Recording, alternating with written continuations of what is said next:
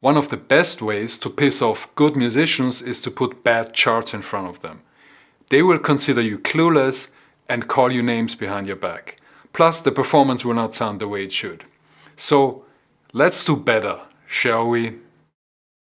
As musicians, especially piano players, we often have to play music from charts that we're given.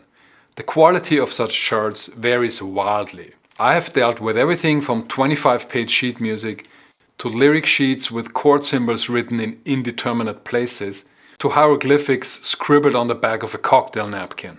None of these are particularly useful, so in this video I'd like to share with you what a good chord chart should actually look like. Being able to produce correct and legible charts, or even recognize one when you see it, is a valuable skill.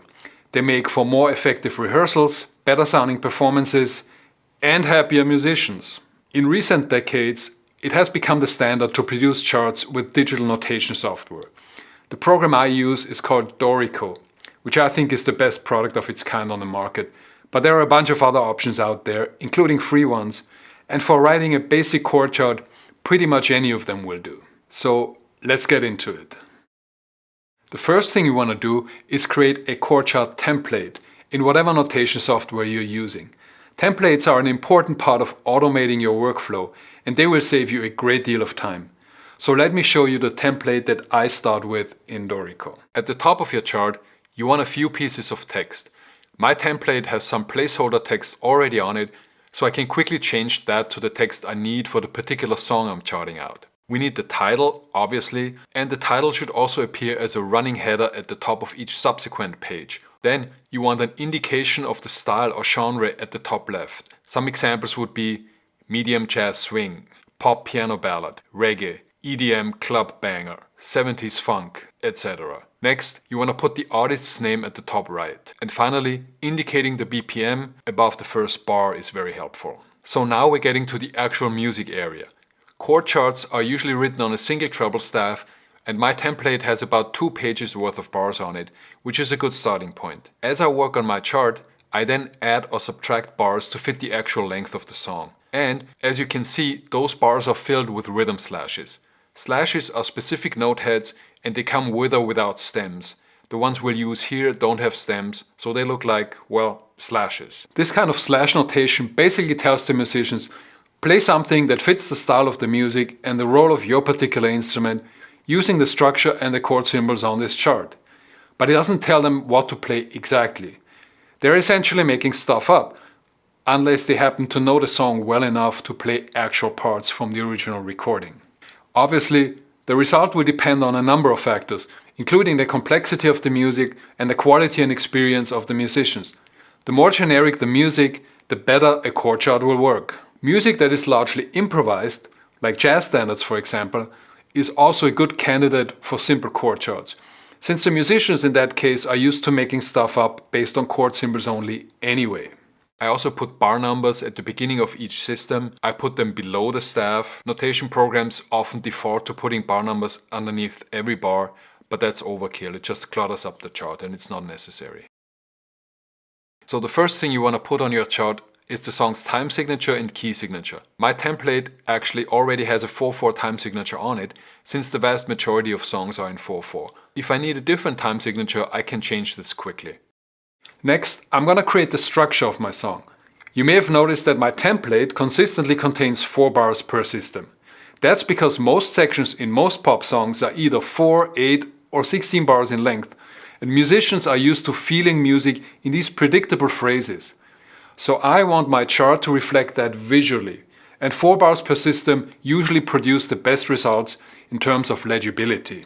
Most notation software should have a setting that automatically formats the music this way.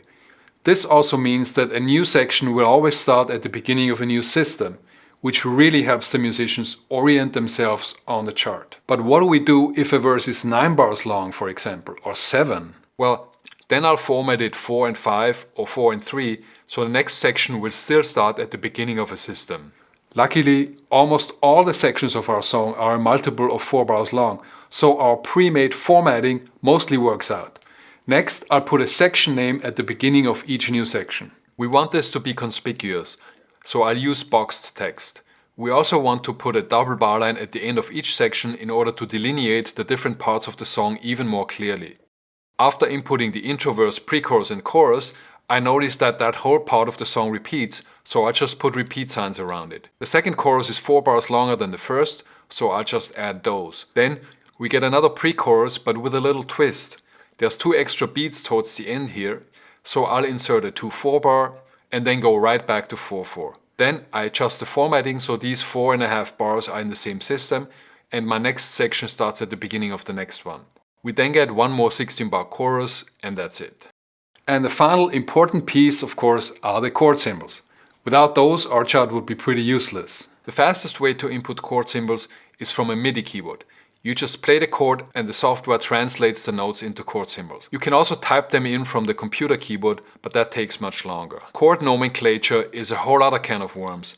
I might do a separate video on that, but this song's chord progression is really simple, so it's not that big an issue here. So these are the basics of a chord chart. Additional information you might want to put on there are dynamics, text instructions, and more complex navigation markers like first and second endings or senus and coda signs. And once again, basic chord charts without any actual notes work best when the music is in a very specific style, or when it is highly improvised, or when the musicians know the song well enough to understand the vibe, but don't necessarily know the exact chord progression and structure. One final tip: if you print out charts with more than one page, please tape them together. It makes turning pages much easier, plus you don't run the risk that somebody knocks down a music stand and you end up with a bunch of individual pages on the floor and you don't know what goes with what. I hope this was helpful. If you've enjoyed the video, consider subscribing to the channel, hit the like button, leave a comment, and I'll see you in the next one. Bye.